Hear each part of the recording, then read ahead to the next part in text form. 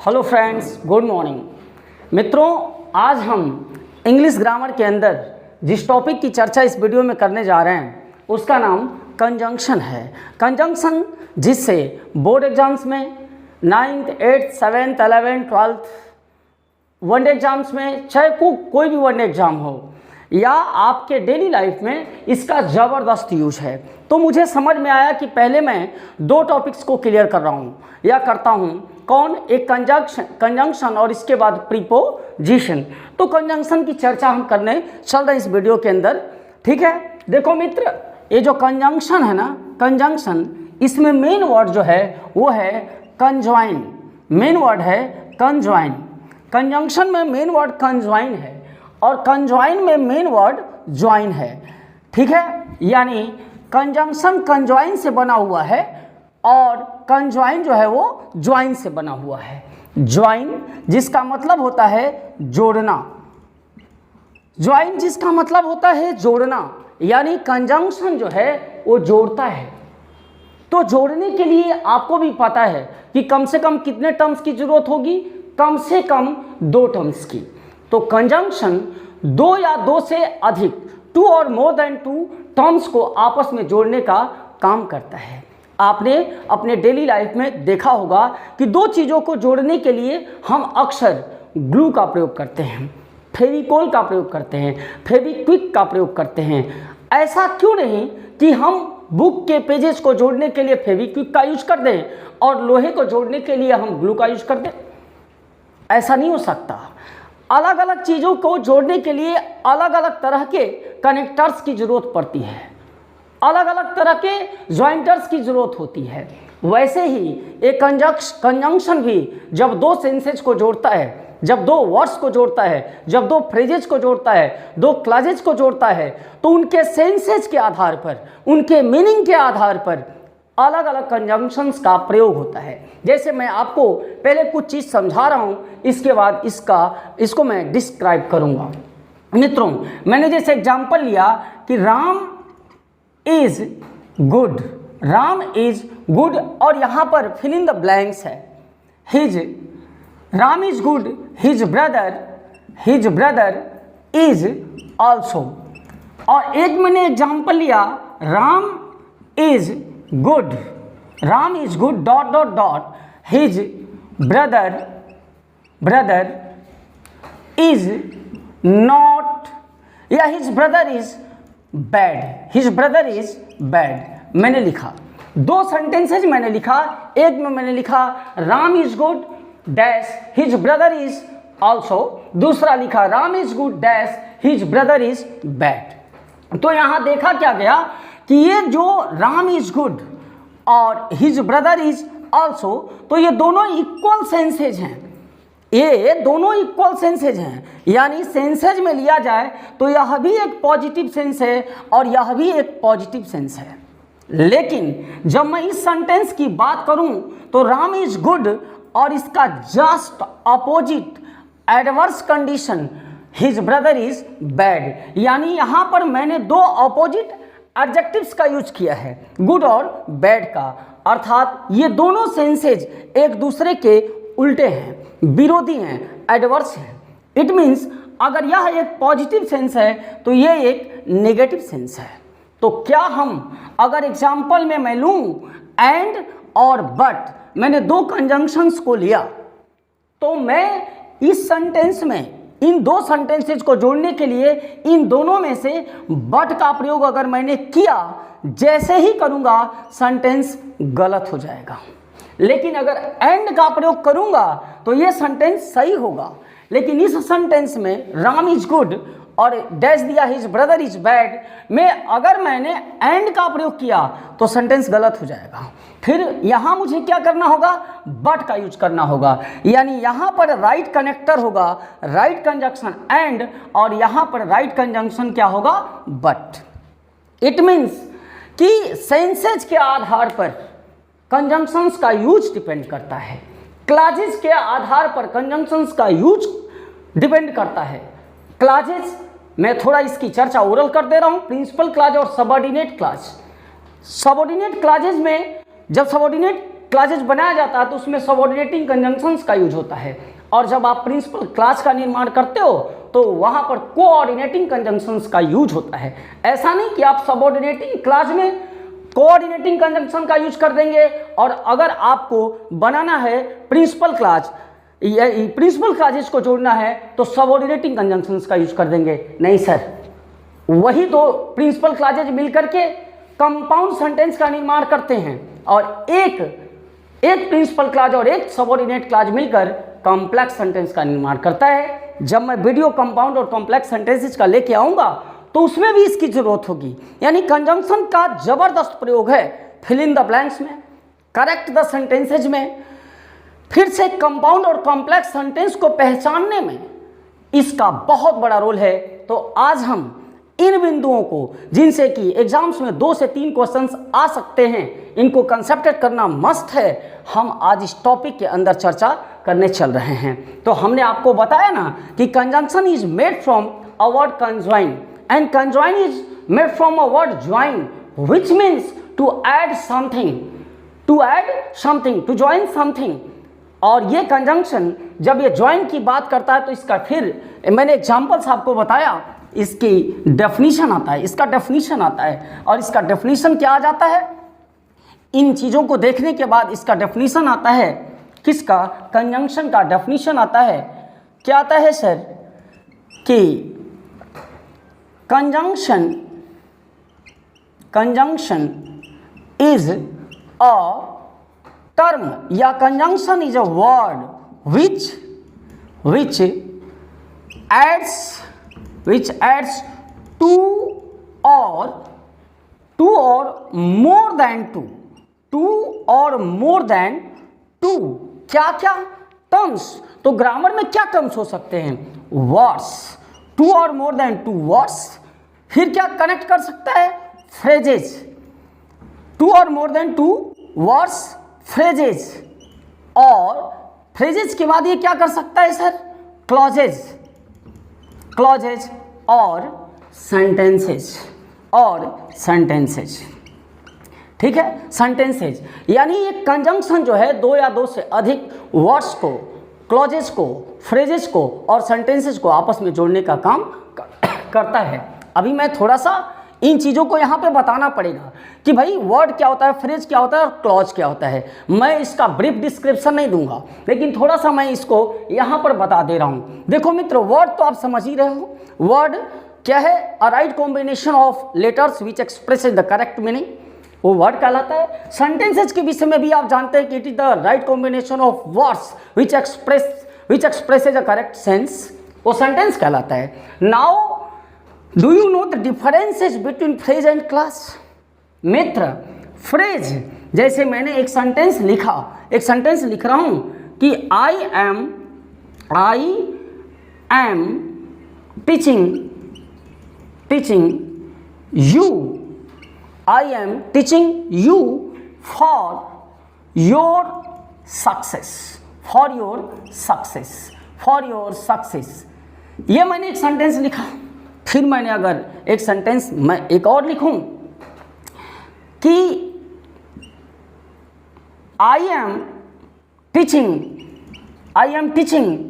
Because you are learning. यहां पर मैंने 2 सेंटेंस लिखा, एक लिखा I am teaching you for your success और फिर लिख रहा हूं I am teaching because you are learning. There are 2 types of sentences here. After this conjunction, for is a conjunction, for is also a preposition.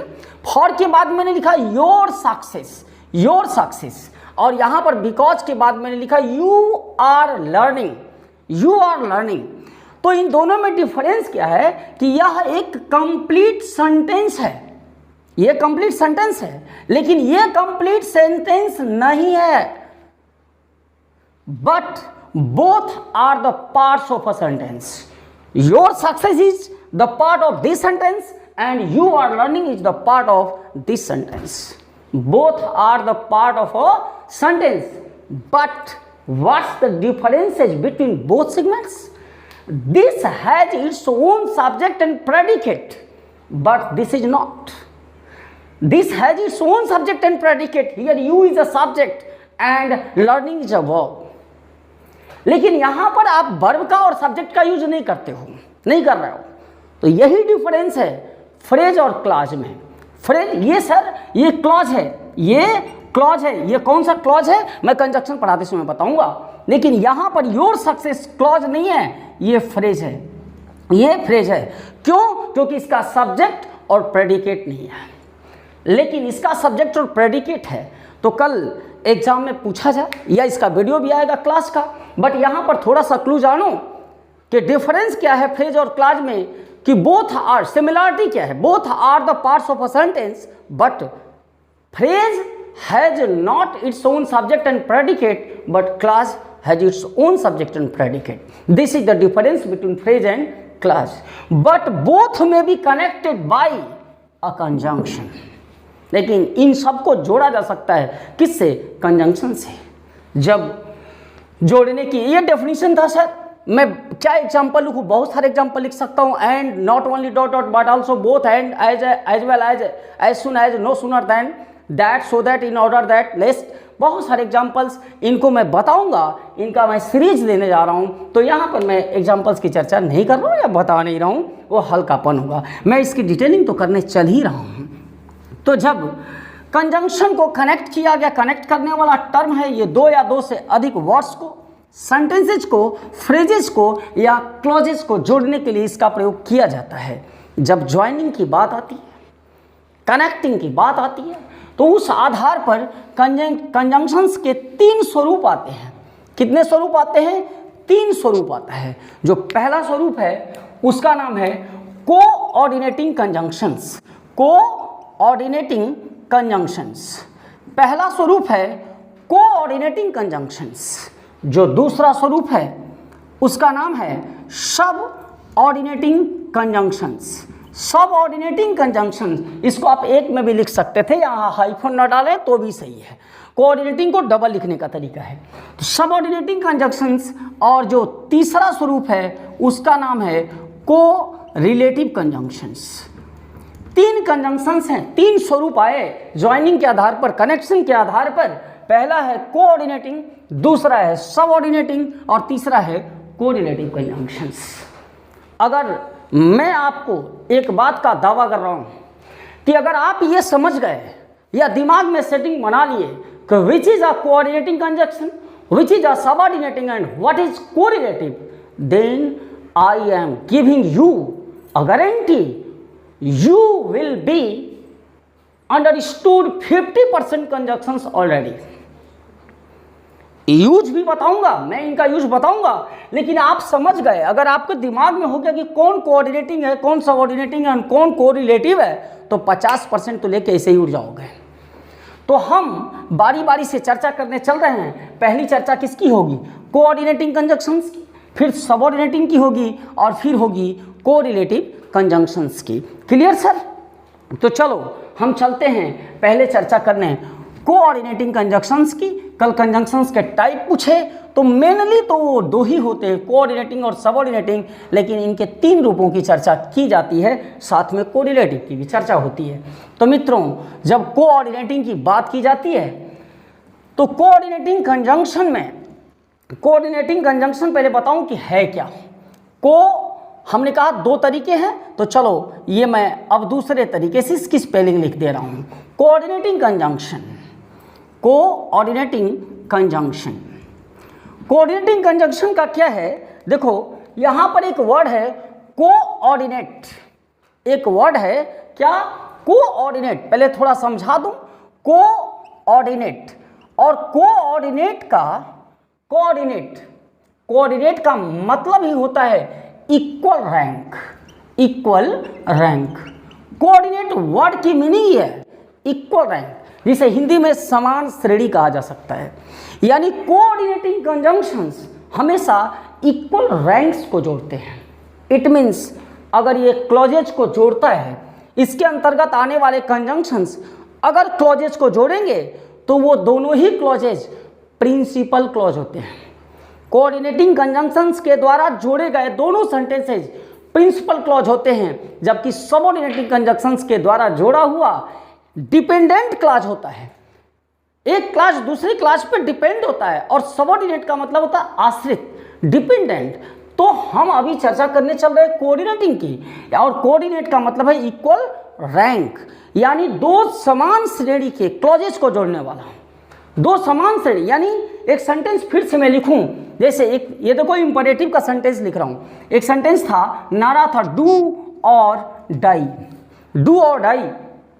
तो do और die यहां पर ये इंपरेटिव सेंटेंस है, ये वर्ड नहीं है सर, ये करो या मरो। तो यहां पर डू और डाई में आपने और का इसलिए यूज किया है बिकॉज ये दोनों प्रिंसिपल क्लॉज के सेंटेंसेज हैं। ये सेंटेंस है, डू एक वर्ड भी है, लेकिन केवल मैं डू लिखूं तो ये वर्ड है, और डू के बाद मैं फुल स्टॉप दे दूं तो ये कंप्लीट सेंस है, और कंप्लीट सेंस ही सेंटेंस है। डू का मतलब, इसका मतलब करना होगा, क्रिया है, लेकिन डू का मतलब करो, and this is an order which is denoted by imperative sentences. So here I have written do or die, and both are principal clauses. So I have used here or, not other conjunctions. तो clear, coordinating conjunctions के अंदर आने वाले जितने भी conjunctions होंगे वो equal terms को जोड़ेंगे, यानी प्रिंसिपल क्लॉजेस को जोड़ेंगे। क्लियर कट बात, प्रिंसिपल क्लॉजेस को जोड़ेंगे, फ्रेजेस को जोड़ेंगे, वर्ड्स को जोड़ेंगे। इनमें कोई डिपेंडेंसी नहीं होती कि एक क्लॉज दूसरे पे डिपेंड है। जब इनकी बात आती है तो इन कोऑर्डिनेटिंग कंजंक्शंस को चार भागों में बताया गया, चार भागों में डिवाइड किया गया। जो पहला कंजंक्शन है उसका नाम है कपुलेटिव कंजंक्शन, कपुलेटिव, या इसी का दूसरा नाम है कमुलेटिव, कपुलेटिव या कमुलेटिव, कपुलेटिव या कमुलेटिव कंजंक्शन। और कपुलेटिव और कमुलेटिव कंजंक्शन के अंदर क्या क्या आते हैं, वे कंजंक्शंस हैं and, not only dot dot but also, not only dot dot but also, फिर आता है इसके अंदर बोथ डॉट डॉट एंड, फिर आता है एज वेल एज, और एक कंजंक्शन आता है मित्र no less than, no less than. अगर इनकी आप काउंटिंग करोगे तो कुल कंजंक्शंस इसमें डिनोट किए जाते हैं 5 किए जाते हैं। इनकी चर्चा मैं अभी नहीं कर रहा हूँ, थोड़ा सा दूसरा इसका स्वरूप लिखने के बाद मैं इनकी चर्चा करूँगा। और कोऑर्डिनेटिंग का जो दूसरा स्वरूप है उसका नाम है adversative, adversative, adversative conjunction, adversative conjunction ये इसका दूसरा नाम है, कोऑर्डिनेटिंग का दूसरा स्वरूप है एडवर्सेटिव। और एडवर्सेटिव के अंदर आने वाले कंजंक्शंस हैं बट, येट, YET, और येट के बदले स्टील का प्रयोग किया जा सकता है, इसलिए यहाँ पे मैंने स्लैश मार्किंग दे दी। येट और स्टील आता है नेवर्थलेस, नेवर्थलेस, whereas, while और only, while और only। इसमें 7 कंजंक्शंस होंगे, 1 2 3 4 5 6 और 7। इसमें 7 कंजंक्शंस और इसमें होंगे 5 कंजंक्शंस। पहले इन दोनों को आपको मैं समझाता हूं, तो फिर मैं तीसरे स्वरूप की चर्चा करूंगा जिसका नाम अल्टरनेटिव है, फिर चौथे की भी चर्चा होगी, इलेटिव कंजंक्शंस की। बट इनमें बड़ा ही कन्फ्यूजन होता है, इनको मैं अभी क्लियर कर दे रहा हूँ, जरा समझना बात को मित्र। ये जो कपुलेटिव कंजंक्शन है ना, कपुलेटिव कंजंक्शन, ये इसकी खास बात क्या है कि ये भी 2 इक्वल टर्म्स को जोड़ता है, 2 इक्वल सेंसेज को जोड़ता है। तो इसके विषय में मैं लिख दे रहा हूँ, it connects 2 equal senses, 2 equal senses, 2 बराबर टर्म्स को जोड़ता है, सेंसेज को जोड़ता है। जैसे सेंस में क्या होगा, पॉजिटिव सकारात्मक और नेगेटिव नकारात्मक। इट मीन्स एक ट्रिक लिख रहा हूँ और ये तुम्हारे यश के सर का ट्रिक है, इसको अगर पकड़ लिए बबुआ तो कंजंक्शन का ऑपरेशन तो तय है, और यहीं से 50% कहानी लेके उड़ जाओगे। ये जब सेंसेज की बात आती है तो ये प्लस को प्लस से जोड़ता है, पॉजिटिव को पॉजिटिव से या निगेटिव को निगेटिव से। ये प्लस को प्लस से, पॉजिटिव सेंस को पॉजिटिव से और नेगेटिव सेंस को नेगेटिव से जोड़ता है।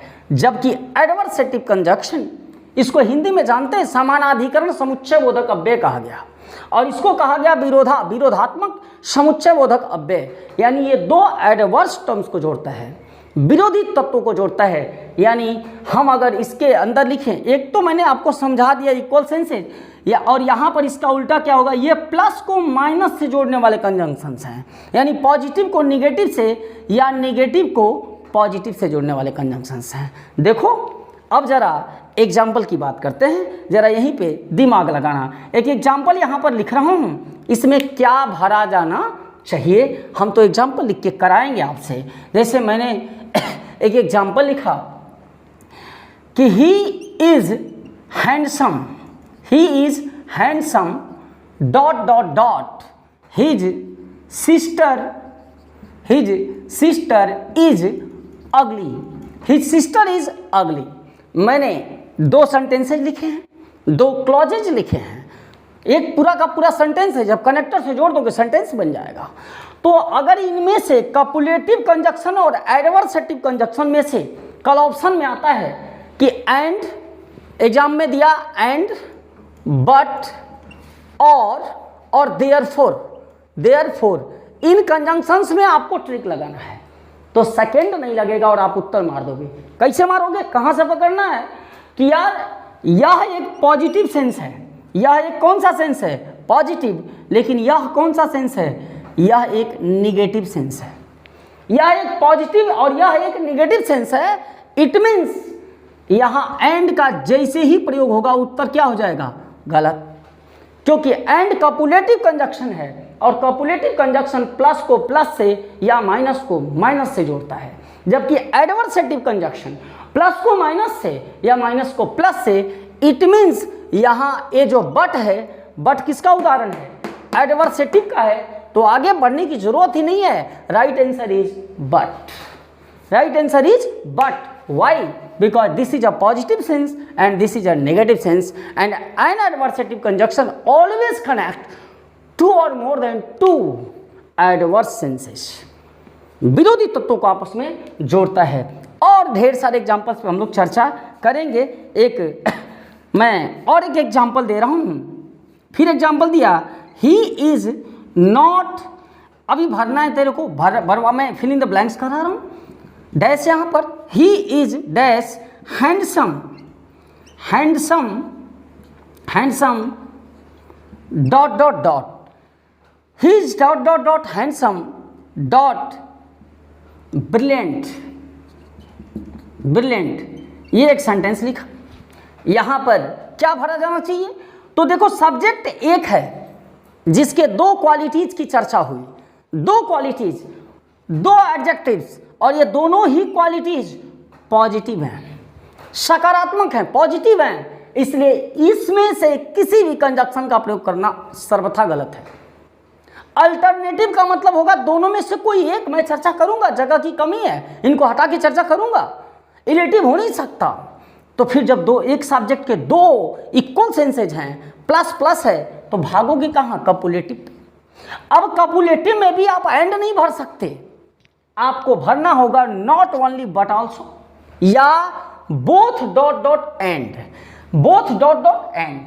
ये क्यों भरोगे, बिकॉज ये कोरिलेटिव कंजक्शंस हैं, कोऑर्डिनेटिंग का ही एक स्वरूप कोरिलेटिव है जो निकल के आता है। इट मीन्स या तो उत्तर में बोथ डॉट डॉट एंड होगा, या तो not only dot dot but also होगा। इट मीन्स यहाँ पर उत्तर होगा not only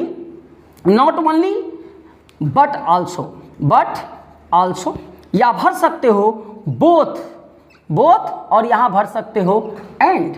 it means he is not only handsome but also brilliant, he is both handsome and brilliant, and both are right answers, but you can't fill here an adversative conjunction. कुछ clear हो रहा है, इसको clear कर लो भाई, आपका बहुत सारा चीज़ क्लियर होगा।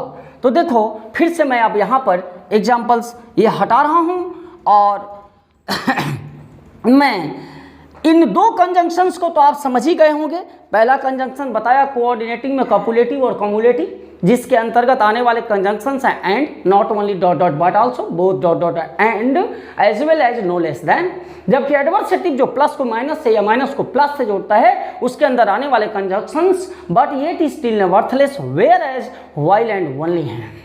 अब हम तीसरे टर्म की चर्चा करते हैं। आप स्क्रीनशॉट ले लो, बिकॉज जब मैं फिल इन द ब्लैंक्स कराऊंगा तो इसकी जरूरत पड़ेगी।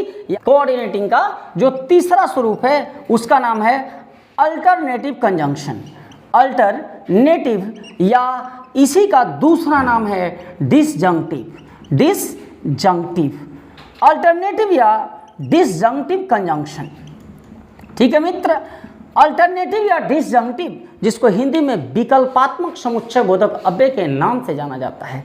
विकल्प, विकल्प का मतलब होता है कि दो में से कोई एक, चार विकल्पों में से एक ही उत्तर होगा। अल्टरनेट, अल्टरनेट की अगर बात करते हो तो मैं जरा साइंस की भाषा में समझाऊं तो अल्टरनेट क्या कहते हैं कि इस पॉइंट को पकड़ोगे तो इस पॉइंट को छोड़ना पड़ेगा, इसको पकड़ोगे तो इसको छोड़ना होगा। यानी दो टर्म में से अल्टरनेटिव कंजंक्शंस तभी यूज होंगे जब दो एक्शंस में से केवल एक एक्शन हो बट दूसरा ना हो। जबकि एडवर्सेटिव और कॉपुलेटिव में दोनों ही एक्शंस डन होंगे। फर्क क्या होगा कि जब दो सेंसेज पॉजिटिव या नेगेटिव होंगे तो कॉपुलेटिव आप लगाना, लेकिन एक सेंस पॉजिटिव दूसरा नेगेटिव या एक नेगेटिव दूसरा positive, then you will use adversative conjunctions. Now we are discussing about alternative conjunctions. जो alternates, जो choice की बात करता है, इसको यहाँ पर मैं नोट कर देता हूँ। It expresses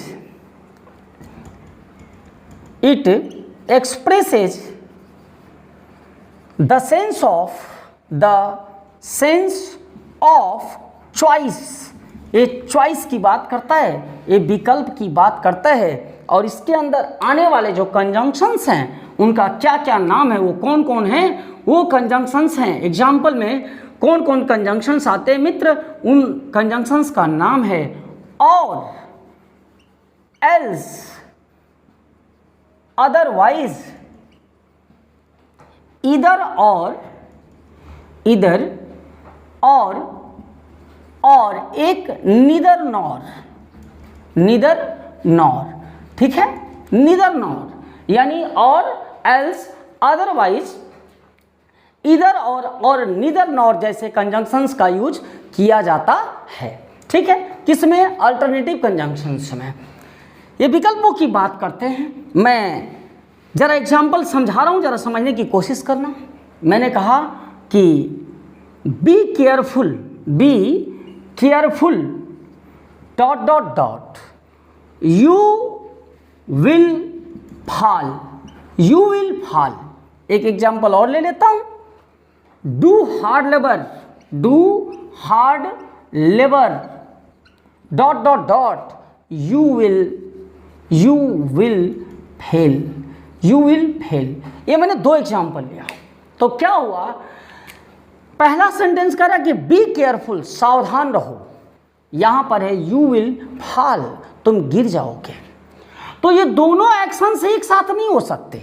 अगर आप सावधान हैं तो आप गिरेंगे नहीं, और अगर आप गिरे इसका मतलब आप सावधान नहीं थे।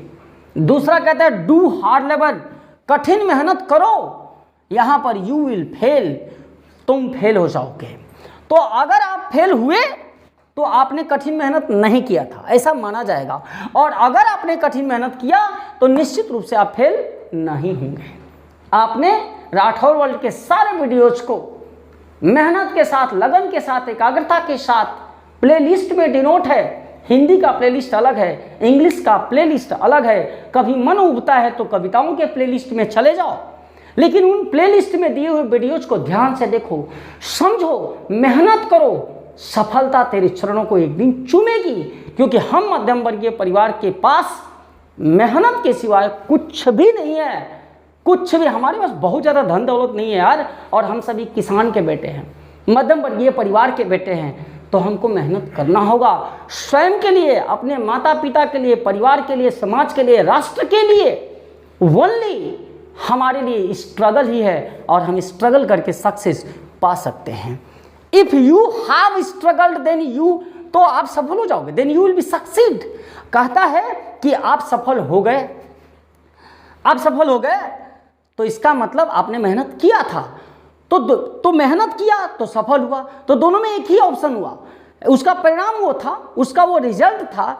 और जिसने मेहनत नहीं किया वो सफल नहीं हुआ, तो मेहनत नहीं किया तो सफल नहीं हुआ यार, तो दोनों में एक ही चीज़ें होंगी। फिर वही एग्जाम्पल आप समझ गए होंगे। एक एग्जाम्पल मैं यहाँ पर देता हूँ, मैंने शुरू में भी दिया था, डू और डाई। डू और डाई का नारा था, बड़ा फेमस इंडिया में नारा है, करो या मरो, करो या मरो। तो जिसने किया ऐसा माना जाता है, और वहाँ पर कंजंक्शन क्यों लगा? आपने कभी सोचा एंड क्यों नहीं लगाया गया? अगर एंड लगा दोगे तो करोगे भी और मरोगे भी, दोनों एक्शंस हो जाएंगे।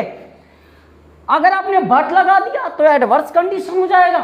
लेकिन जिसने किया, जिसने संघर्ष किया, वो मर नहीं सकता।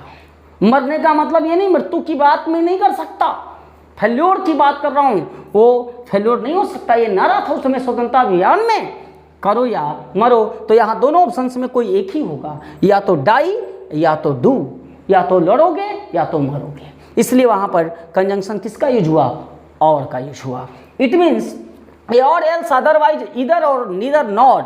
अब आप सोच रहे होंगे कि सर हम कब, अच्छा यहाँ पे मैं फिल इन द ब्लैंक्स करा ले रहा हूँ, बी केयरफुल, और यहाँ पर एग्जाम्पल दे दे रहा, तो यहाँ क्या भरा जा सकता है?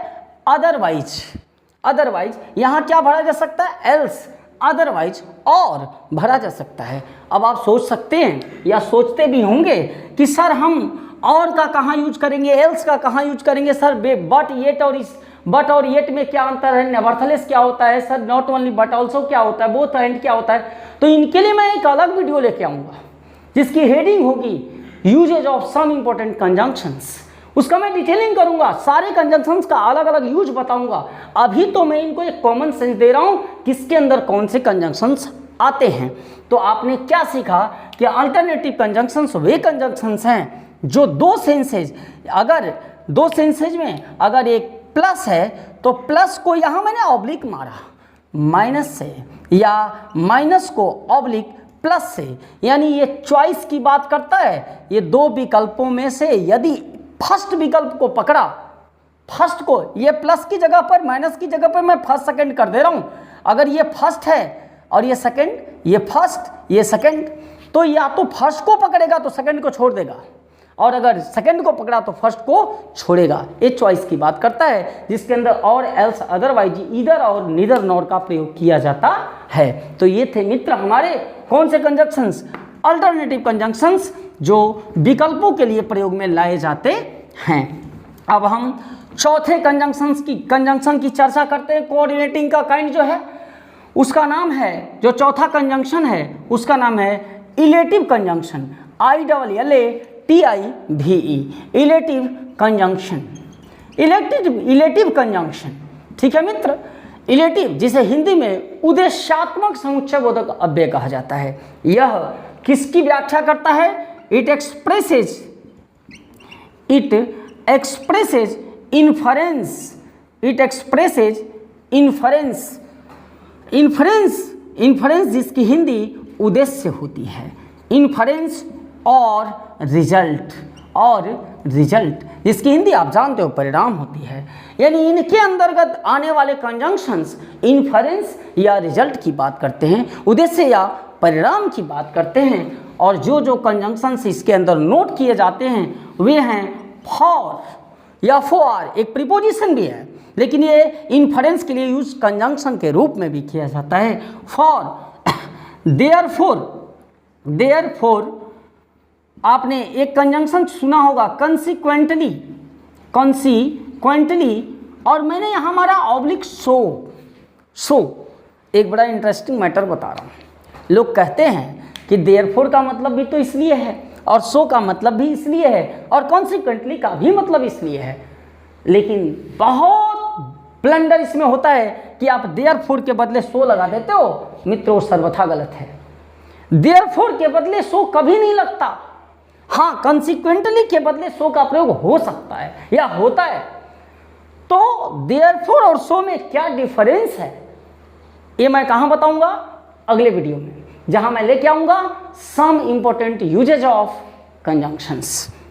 ठीक है, तो वहां पर मैं बताऊंगा कि देयरफॉर और सो में क्या अंतर है। अभी ये जान जाओ कि ये जो 3 कंजंक्शंस हैं, ये रिजल्ट के लिए यूज में लाए जाते हैं, और ये कंजंक्शन इन्फरेंस को दर्शाता है, उद्देश्य को दर्शाता है। तो इस तरह मैंने आपके सामने अभी कोऑर्डिनेटिंग कंजंक्शंस की चर्चा की, जिसको मैं 1 मिनट में रिवाइज ओरल कर रहा हूं। अपना हर ज्ञानेंद्रिय खोल करके जरा सुन लो बात को। Coordinating conjunctions are those conjunctions which connect two equal terms, two equal ranks, 2 समान श्रेणी के रैंक्स को जोड़ते हैं। इनको 4 भागों में डिवाइड किया गया। पहला का आया कपुलेटिव या कमुलेटिव, जिसके अंदर एंड आता है, not only dot dot but also both dot dot and as well as और नो लेस देन। दूसरा जो प्लस को प्लस से माइनस को माइनस।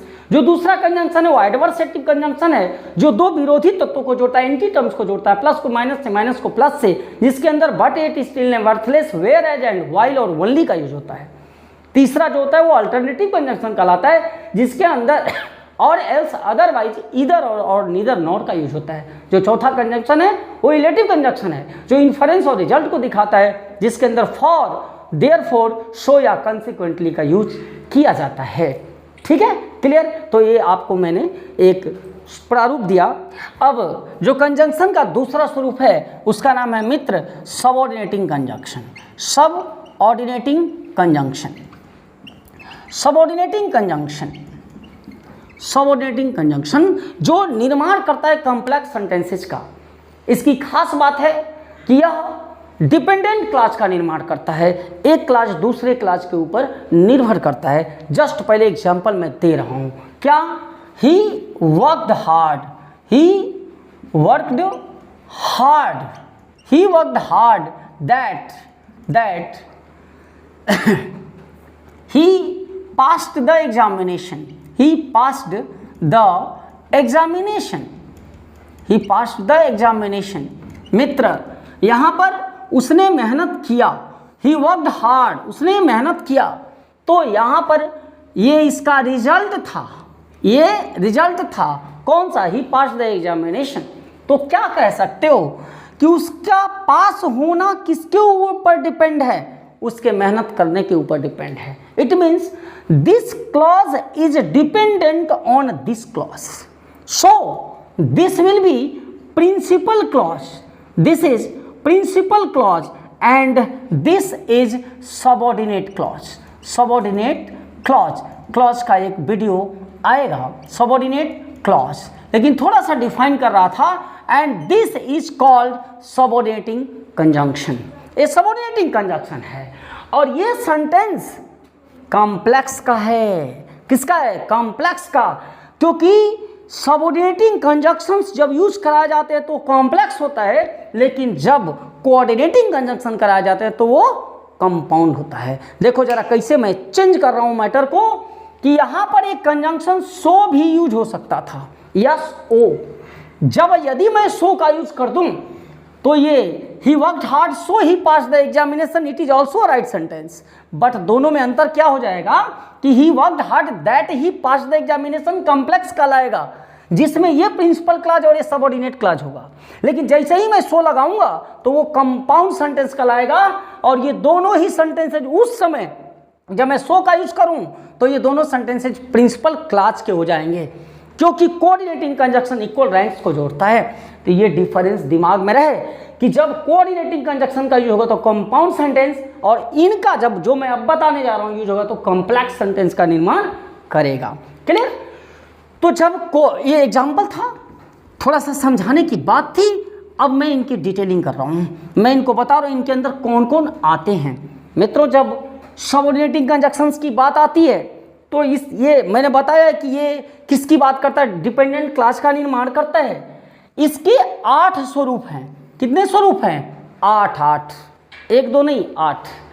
अब हमने सोचा कि हमारे बच्चे कितना याद करेंगे यार, कोऑर्डिनेटिंग के 4 काइंड से याद करो, कोपुलेटिव, एडवर्सेटिव, अल्टरनेटिव, रिलेटिव। फिर सबऑर्डिनेटिंग के 8 काइंड से तो कैसे याद करेंगे, तो उसके लिए मैंने एक ट्रिक बताया, जो दिमाग में मेरा आया, और वो ट्रिक है TR² PMCQ, TR² PMCQ ये सबऑर्डिनेटिंग कंजंक्शंस को याद करने का तरीका है। और अगर आपने याद कर लिया तो एक बात का तो यही ऑपरेशन कर दोगे कि कौन कंपाउंड सेंटेंस है और कौन कॉम्प्लेक्स है, क्योंकि जब सेंटेंसेज के अंदर इन कंजंक्शंस का यूज होगा तो 100% वो कॉम्प्लेक्स और हिंदी का मिश्रित वाक्य होगा, और जब कोऑर्डिनेटिंग का यूज होगा तो 100% कंपाउंड और हिंदी का संयुक्त वाक्य होगा। क्लियर? तो इनको दिमाग में तो सेटिंग बनानी पड़ेगी। जब हमने 8 काइंड्स की चर्चा की, इनको एक ट्रिक दिया, तो जानते हो आप देखो क्या है ये ट्रिक। T एक कंजंक्शन का नाम है, R² से 2, 2 1 3 4 5 3 8, नाम क्या है? Conjunction of time. R² से conjunction of reason and result, conjunction of purpose, conjunction of manner, conjunction of condition, contrast and comparison.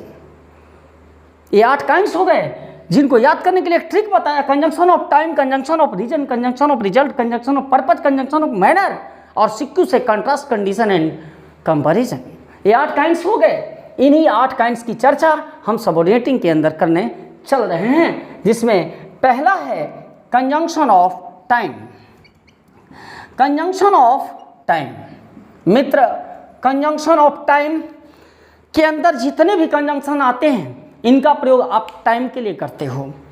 ये व्हेन का उत्तर देते हैं, और इनके अंदर जो जो कंजंक्शन आते हैं उनका नाम है, मैं नोट कर रहा हूँ, वो है टिल, TILL।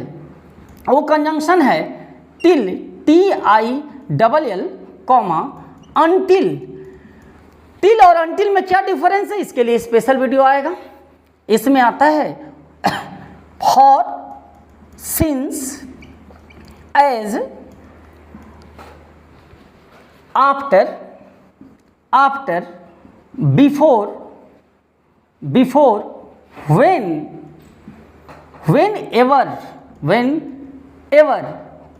एवर। ये कंजंक्शंस आते हैं किसके अंदर? इसके अंदर। और आपको मैंने as long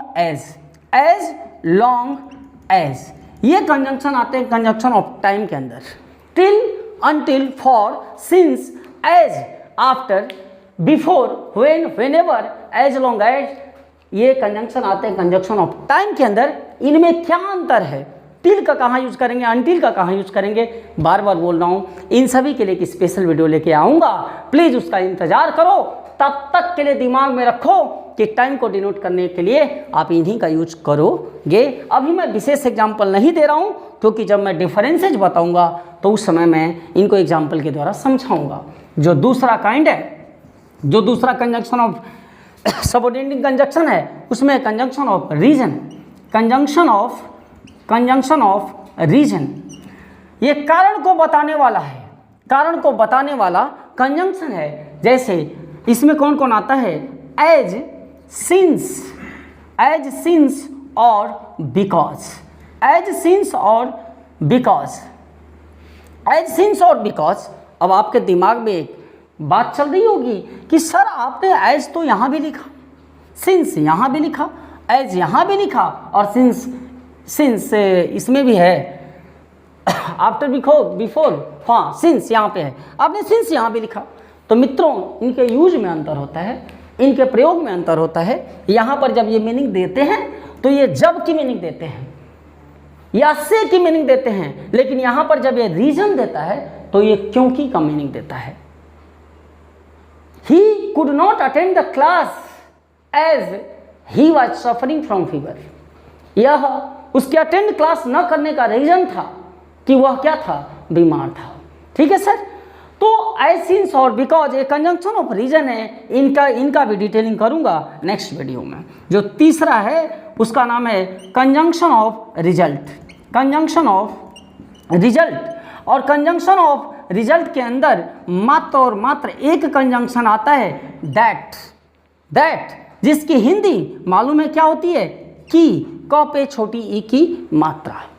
conjunction of result में दैट आता है। जो चौथा कंजंक्शन है, मैंने रीजन रिजल्ट बताया।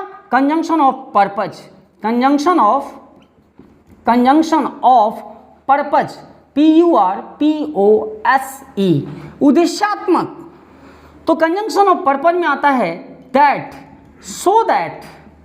सो दैट, इन ऑर्डर दैट, और एक कंजंक्शन आता है लेस्ट। यानी 4 कंजंक्शंस हैं कंजंक्शन ऑफ पर्पज में, that, so that, in order that और लेस्ट। मित्र अब आप सोचो कि दैट यहाँ पे भी है, दैट यहाँ पे भी है, लेकिन इसकी हिंदी मीनिंग की होगी और इन 3 की Hindi meaning that, so that और इन ऑर्डर दैट की हिंदी मीनिंग ताकि होगी। क्या होगी? ताकि, ताकि। जबकि लेस्ट की मीनिंग होती है ताकि डॉट डॉट ना। लेस्ट एक नेगेटिव सेंस है और बड़ा जबरदस्त इसका यूज है। अभी आपके आकांक्षाओं को, आपके अंदर जो बेचैनी है, सर लिस्ट बता दो, वेट एंड वॉच। किसमें? नेक्स्ट वीडियो में मैं लेके आऊंगा what is lest and where it should be used. Now I am only expressing about the kinds of the examples of subordinating conjunctions. Now जो 5वां conjunction है, कंजंक्शन ऑफ पर्पज के बाद conjunction of manner, conjunction of manner, conjunction of manner. और conjunction of manner में मित्र जो आता है वो आता है एज। इसमें भी आता है, कंजंक्शन ऑफ मैनर में भी एज आता है, एज और according as, according as, according as और एज। यहाँ पर एज का मतलब जैसे होता है, अकॉर्डिंग एज का मतलब भी जैसे होता है, और अकॉर्डिंग टू एक फ्रेज है, इसमें मत लिखते ना अकॉर्डिंग टू। अकॉर्डिंग टू का मतलब के कारण होता है, तो अकॉर्डिंग टू के अनुसार होता है, तो अकॉर्डिंग टू वो क्या है सर? फ्रेज है। बट अकॉर्डिंग एज एक कंजंक्शन है, एज भी एक कंजंक्शन है। तो अब तक इसमें मैंने 5 कंजंक्शन की चर्चा की, conjunction of time, conjunction of reason, conjunction of result, conjunction of purpose, conjunction of manner. अब हम इसको यहाँ से हटा के और 3 बिंदुओं की और चर्चा कर दे रहे हैं, लिखा रहे हैं, बता रहे हैं इसमें कौन कौन आता है।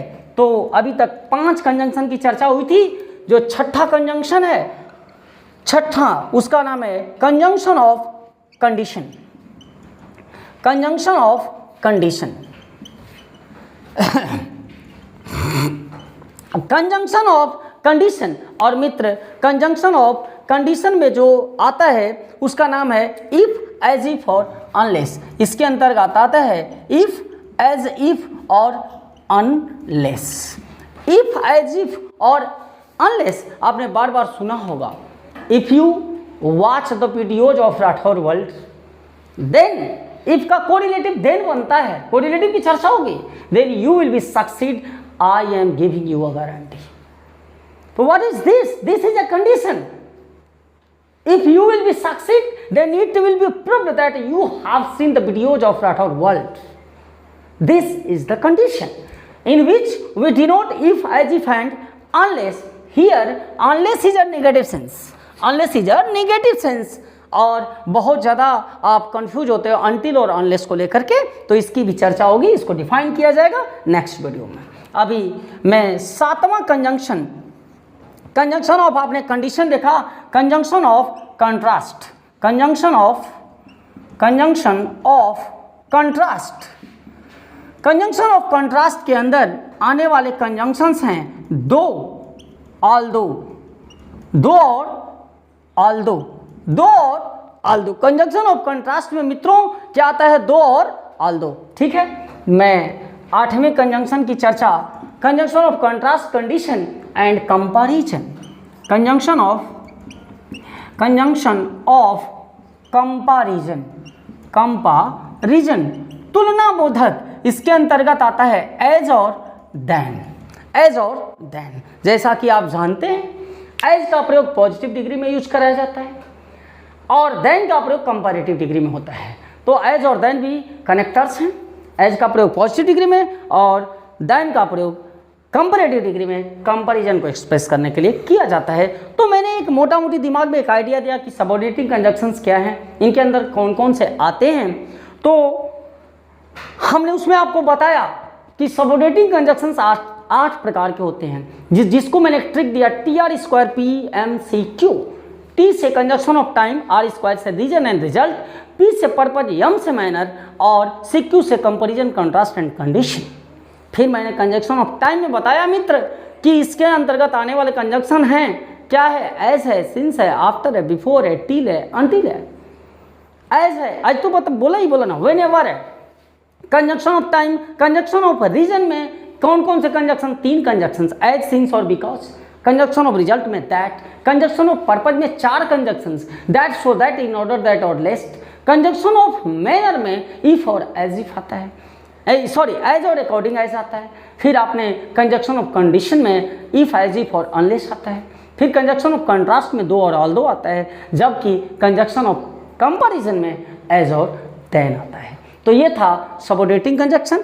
अब हम तीसरे कंजक्शन की चर्चा करते हैं, नाम जिसका है क्या? Correlative conjunction. Correlative conjunction, correlative conjunction या इसे कोरिलेटिव्स भी कहा जाता है। मित्रों, कोरिलेटिव भी 2 इक्वल टर्म्स को जोड़ता है। इसकी एकदम खास बात ये दिमाग में सेटिंग बना लेना, वरना सारा याद करने के बावजूद भी गलत करोगे। मैं उसको समझाऊंगा। पहले यहाँ पर एक बात बता दे रहा हूँ, जिसको नोट करा दे रहा हूँ। कोरिलेटिव कंजंक्शन में it connects two equal terms, two equal terms as a word to word, a word to word, a word to word, a sentence to sentence, a phrase to phrase, a phrase to phrase, a phrase to phrase, a clause to clause, a clause two clause. ठीक है, a clause two clause. Correlative की एक खास बात है कि ये equal terms को जोड़ता है। ये एक वर्ड को सेंटेंस से नहीं जोड़ सकता, और कोऑर्डिनेटिंग कहीं ना कहीं से, कोरिलेटिव कहीं ना कहीं से कोऑर्डिनेटिंग का ही एक रूप है। अभी जैसे कि एग्जाम्पल देखो, मैं लिख रहा हूँ एग्जाम्पल में, चूंकि मैंने उसको इस एग्जाम्पल को कोऑर्डिनेटिंग में भी दिया और एग्जाम्पल दिया, जरा ध्यान से समझना। अगर मैं कहूं कि not only dot dot but also correlative है, कोऑर्डिनेटिंग के साथ कोरिलेटिव भी है, और एग्जाम्पल लिखा not only he is poor dot dot dot, है ना, बट ऑल्सो रूड। एक सेंटेंस लिया, not only he is poor but also rude. तो मित्र, यहां पर एक लड़का बात को समझा, यार ये एक निगेटिव सेंस है और रूड होना भी एक नेगेटिव सेंस है। तो चलो, 2 नेगेटिव टर्म्स हैं, तो कोऑर्डिनेटिंग कंजंक्शन को लेके आओ। आपने कोऑर्डिनेटिंग को तो लाया, लेकिन साहब not only dot dot but also correlative भी है, जिसकी खासियत क्या है कि एक सेंटेंस को सेंटेंस से, एक वर्ड को एक वर्ड से, एक फ्रेज को फ्रेज से, क्लॉज को क्लॉज से, अरे यहां तक कि नाउन को नाउन से, प्रोनाउन को प्रोनाउन से, एडजेक्टिव को एडजेक्टिव से, सेम पार्ट्स ऑफ स्पीच को सेम पार्ट्स ऑफ स्पीच से जोड़ने का काम कोरिलेटिव करता है। अगर ये नेचर नहीं होता तो मात्र 2 कंजंक्शन से काम हो गए होते, कोऑर्डिनेटिंग और सबऑर्डिनेटिंग से। इसी नेचर के कारण तीसरे स्वरूप की चर्चा हुई और वो कहलाया कोरिलेटिव कंजंक्शन। यहां पर देखो आप कि नॉट ओनली के बाद, नॉट ओनली का आप याद कर लिए हो कि इसका कोरिलेटिव होता है बट आल्सो। यहां पर मैंने लिखा भी है, सॉरी यहां पे मैं गैप दे दिया था, बट आल्सो ये इसी में है, एक सेंटेंस है, फिर से लिख दे रहा हूं, बट आल्सो रूड, ये सेंटेंस है ना। और आप तो बड़े खुश हैं कि यार मैं तो सही करके आ गया, 1 नंबर मेरा काम हो गया। क्यों? क्योंकि नॉट ओनली का आपने कोरिलेटिव वहां पर फिल इन द ब्लैंक्स में करके आ गए बट आल्सो, लेकिन आप गलत हो गए। गलत कहां हुए सर? कि नॉट ओनली के बाद एक सेंटेंस है, जबकि बट आल्सो के बाद एक वर्ड है, और कोरिलेटिव कभी भी एक सेंटेंस को एक वर्ड से नहीं जोड़ता। वो एक सेंटेंस को एक सेंटेंस से, एक वर्ड को एक वर्ड से जोड़ेगा। इट मीन्स अगर यही सेंटेंस होता कि not only he is poor but also he is rude, या सेंटेंस होता कि he is not only poor but also rude. तो जानते हो आप भी देख लो, ये दोनों सेंटेंसेस सही हो जाते हैं, मगर ये गलत हो जाता।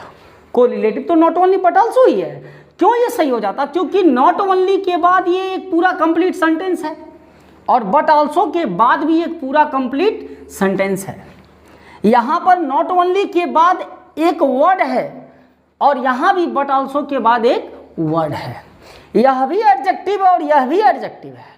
इट मीन्स ये दोनों सिमिलर टर्म्स हैं, ये दोनों सिमिलर टर्म्स हैं, लेकिन ये और ये सिमिलर टर्म्स नहीं हैं। इसलिए नॉट ओनली का कोरिलेटिव बट ऑल्सो ये जान रहे हो कि होगा, फिर भी ये सेंटेंस क्या था? गलत था और ये दोनों सेंटेंसेस सही थे। क्लियर? तो कोरिलेटिव की खास बात कि ये दो इक्वल टर्म्स को आपस में जोड़ता है। सेंस कुछ तो क्लियर हुआ होगा यार एग्जाम्पल्स के द्वारा कि ये क्या है। अब मैं आपको बता रहा हूँ कि कौन कौन से कोरिलेटिव्स सामान्यतः आपके एग्जाम्स में आपसे टकराते हैं, उनको मैं यहाँ पर नोट कर दे रहा हूँ। तो देखो भैया, मैं कुछ एग्जाम्पल दे रहा हूँ कोरिलेटिव्स का। उन कोरिलेटिव्स में मैं लिख रहा हूँ not only dot dot but also. ये कोऑर्डिनेटिंग भी है और कोरिलेटिव भी है। ध्यान रखना, ये टू इक्वल टर्म्स को भी जोड़ेगा, दो इक्वल सेंसेज को भी जोड़ेगा। बोथ डॉट डॉट एंड, ये कोऑर्डिनेटिंग और कोरिलेटिव दोनों है। फिर मैंने और एग्जाम्पल में दिया एडवर्सेटिव, ये अल्टरनेटिव से कंजंक्शन था इधर और, ये भी कोरिलेटिव है। Neither nor. फिर आपने सुना होगा सो डॉट डॉट एज, आपने सुना होगा एज डॉट डॉट एज, आपने सुना होगा सच दैट, आपने सुना होगा hardly dot dot scarcely, SCARCELY, scarcely dot dot when या बिफोर किसका कोरिलेटिव है? हार्डली या स्कार्सली का। ठीक है। वेदर का कोरिलेटिव है वेदर और आपने सुना होगा सर कोरिलेटिव नो सूनर का कोरिलेटिव है देन।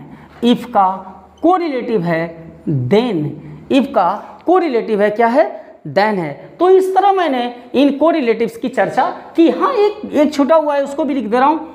दो THOUGH, दो का यूज या दो या आल्दो का यूज येट और स्टिल के साथ भी कोरिलेटिव में किया जाता है। तो ये थे हमारे कोरिलेटिव कंजंक्शंस, जिनकी खास बात है ये क्या करते हैं? दो इक्वल टर्म्स को वर्ड से, सेंटेंस को सेंटेंस से, दो टर्म्स को आपस में जोड़ने का काम करते हैं। फिर से एक बार मैं कोरिलेटिव को 1 मिनट के अंदर रिवाइज कर दे रहा हूँ कि कोरिलेटिव कंजंक्शंस में not only dot dot but also both dot dot dot and either और neither nor, so as such that, no sooner than, if then और हार्डली स्कार्सली के साथ व्हेन और बिफोर का यूज किया जाता है।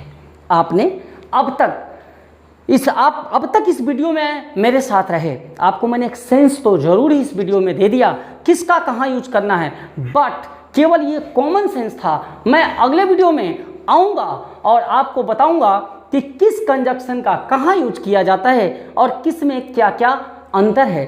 तब तक के लिए मुझे पूर्ण विश्वास है आप मन लगा के पढ़ेंगे, वीडियोज में बताए गए एक एक पॉइंट्स को कलम और कॉपी से नोट करेंगे। कुछ प्रैक्टिस भी कर लेना यार, लेकिन प्रैक्टिस बेहतर तब होगा जब आप दूसरा वीडियो भी एक बार देख लेंगे। दूसरा वीडियो भी आप निराश मत होना, जिनको इंग्लिश की ज़रूरत है। आप लोगों का कंप्लेन भी है कि सर आप हिंदी का ज़्यादा वीडियो लेके आ रहे हैं, तो यार एग्ज़ाम से, हिंदी के एग्ज़ाम से इसको ध्यान में रखते हुए मैं लेके आ रहा हूँ। इंग्लिश का भी मैं रेगुलर ही वीडियो दूंगा। थोड़ी तबीयत ख़राब थी, इसके लिए मैं डिस्टर्ब था। तो इन्हीं सब चंद बातों के बाद मैं आज के क्लास को यहीं पर ओवर करता हूं और आपके उज्जवल भविष्य की कामना के साथ आप सभी को नमस्कार।